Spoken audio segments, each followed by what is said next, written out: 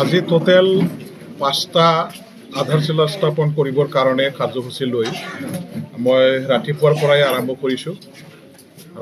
ৰাতিপুৱা প্ৰথম আমাৰ ইছলামপুৰৰ পৰা মইনাগুৰিলৈকে যোৱা যিটো ৰাস্তা, এইটো কেঁচা ৰাস্তা আছিলে, এতিয়া পকী ৰাস্তা নিৰ্মাণৰ কাৰণে এই ৰাস্তাখনৰ নামত এটা চেংচন দিয়া হ'ল। ইয়াৰে এটা আধাৰশিলা স্থাপন কৰিলোঁ প্ৰথম। দ্বিতীয়, তাৰপিছত আমাৰ নৰগঙ্গীয়া প্ৰাইমাৰী আমাৰ BPFৰ অধীনস্থ ব্ৰহ্মপুৰৰ পৰা চৰাংপাৰালৈকে যোৱা যিটো কেঁচা ৰাস্তা, ইয়াৰে পকীকৰণৰ কাৰণে আধাৰশিলা স্থাপন কৰা হ'ল। তৃতীয় আধাৰশিলা স্থাপন কৰিলোঁ একেলগে দুটা, আমাৰ কচুগাঁৱৰ পৰা ভৰতনগৰলৈকে যোৱা ৰাস্তা, ইয়াৰ নামত এটা। আকৌ একে ঠাইতে অলপ ৰাস্তাৰ এটা ছাইডত ভৰতনগৰৰ পৰা তাকামপুৰলৈকে যোৱা, এইটো আৰু এটা, এইটো কৰিলোঁ। ইয়াৰ পিছত আমাৰ হাব্ৰুবিলৰ পৰা জালু বাজাৰলৈকে যোৱা যিটো ৰাস্তা, ইয়াৰ নামতো আধাৰশিলা স্থাপন কৰা হ'ল। টোটেল 5টা ৰাস্তা আমি ৰাস্তা নতুনকৈ বনাবৰ কাৰণে আজি এই আধাৰশিলা স্থাপনটো কৰিলোঁ। শেষৰ ফালে আহি এতিয়া আমাৰ এই জলেশ্ৰী হাইস্কুলৰ যিটো স্কুল যিবিলাক ৰিপেয়াৰ কৰিব লগা আছে, ইয়াৰ নামত বডোলেণ্ড ৱেলফেয়াৰ ডিপাৰ্টমেণ্ট, আমাৰ অসম চৰকাৰৰ অধীনত যিটো আছে বডোলেণ্ড ৱেলফেয়াৰ ডিপাৰ্টমেণ্টৰ নামত, এই ডিপাৰ্টমেণ্টৰ পৰা আমি যিখিনি মেৰামতিৰ নামত আঁচনি পালোঁ, ইয়াৰ নামতে আধাৰশিলা স্থাপন কৰা এইখন স্কুলতে আজি ইয়াত কৰা হ'ল।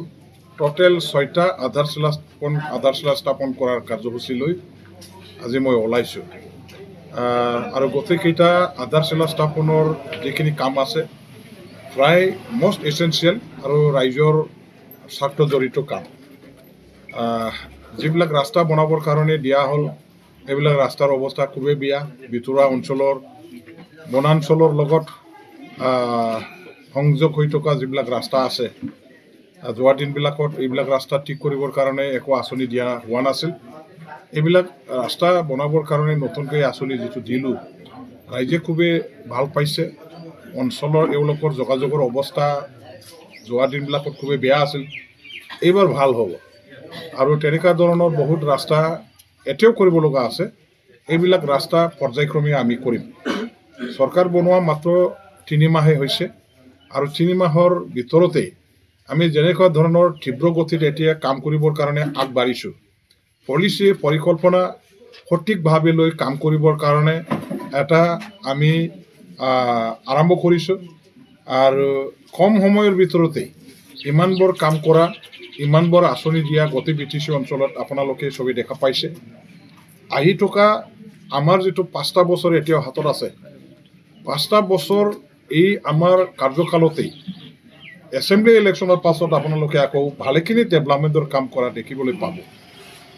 অহা এছেম্বলি ইলেকশ্যন BPF দলে এতিয়া আমি 15টাতে যদি খেলিব লাগে 15টাটো জিকিবৰ কাৰণে কাম কৰিম, আৰু জিকাটো একেবাৰে 100% স্পষ্ট।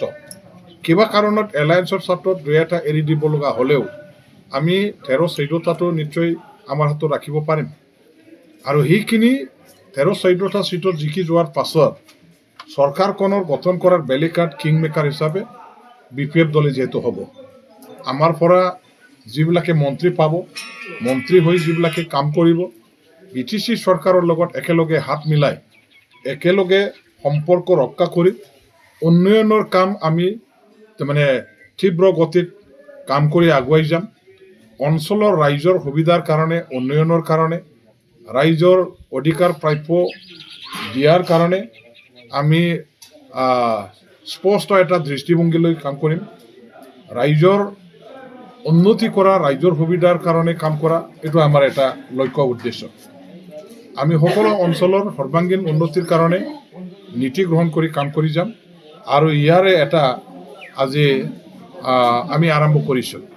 মোৰ এডুকেশ্যন ডিপাৰ্টমেণ্টত ইতিমধ্যে ভাৰত চৰকাৰৰ পৰা আমাৰ দাসগুৱা যিটো আঁচনি আছে ট্ৰাইবেল ৱেলফেয়াৰ ডিপাৰ্টমেণ্টৰ পৰা, ট্ৰাইবেল এফেয়াৰ্ছ যিটো ডিপাৰ্টমেণ্ট আছে গভৰ্ণমেণ্ট অফ ইণ্ডিয়া, ইয়াৰ অধীনত ভালেখিনি আমাৰ গাৰ্লছ হোষ্টেল বইজ হোষ্টেল এইবিলাক বনাবৰ কাৰণে আঁচনি পালোঁ আৰু এইখিনি আঁচনি নিৰ্মাণৰ কাম এতিয়া চলি আছে আৰু এতিয়া অসম চৰকাৰৰ থ্ৰুৱেদি 100টা আমাৰ মানে কি কয় স্কুল নিৰ্মাণ কৰিবৰ কাৰণে ইতিমধ্যে আঁচনি আকৌ প্ৰস্তুত কৰা হ'ল 2 দিনৰ ভিতৰতে গভৰ্ণমেণ্ট অফ ইণ্ডিয়াৰ তাতে আমি লিষ্টখন পঠিয়াই দিম এই হিচাপে এইবিলাক স্কুলৰ নতুনকৈ নিৰ্মাণৰ কাৰণে যদি আঁচনি বা পুঁজিবিলাক যদি আহে আপোনালোকে গোটেই মানে চিনাৰিঅ'টো চেঞ্জ হোৱাটো দেখিবলৈ পাব আমাৰ শিক্ষা অনুষ্ঠানবিলাকৰ যিবিলাক আন্তঃগাঁথনি নিৰ্মাণ কৰিব লগা আছে বাউণ্ডাৰী ৱাল নিৰ্মাণৰ পৰা আৰম্ভ কৰি